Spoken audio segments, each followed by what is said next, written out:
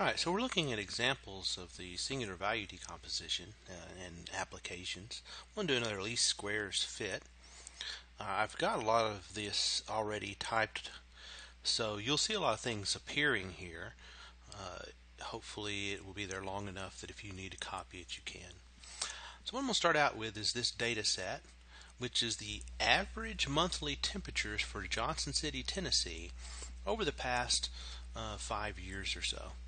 So let me execute this, and now I'm going to plot it. A rather sophisticated plot just because I want it to look good. So I want to make it large, so I'm going to do 12:4, and let's put that in there. And this is the data.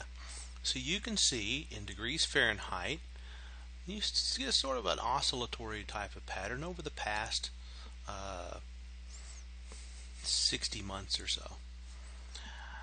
Now I want to find the best fit, and what I want to find as the best fit is, so the curve we want to consider is this simple harmonic oscillation where P0, P1, and P2, these are the parameters that we want to estimate to figure out which values of the P's would give us the curve that best fits this oscillation. So in order to do that, I'm going to create an X vector, and notice this is just the 0 through 60 months. So the length of the data is however many months there is, and so I'll let you see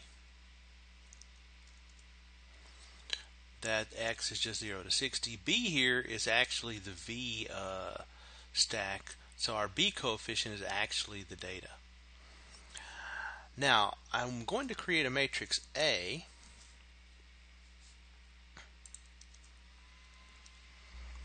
and you can see that this matrix A is the cosine, the sine, and the ones vector, which is just going to create a column of ones, as you can see here.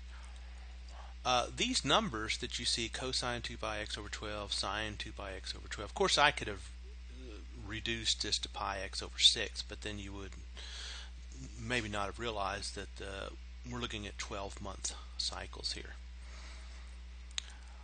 Now let's move on and let's create a P star where the P star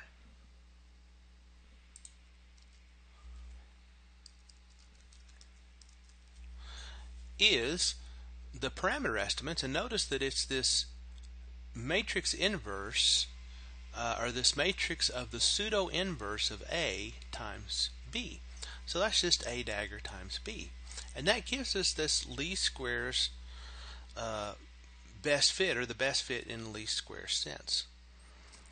Now I need to change P into an array, so I'm going to do P star equals array P star. And the reason I'm going to do this is because in my plot command, where you'll be able to see the two with each other, I need to no, actually I don't think I needed it there. I think I needed it in just a minute. So let's go ahead and do that. And the green is the curve of best fit, and that's the best possible fit in a least square sense of a simple harmonic oscillation to the temperature data.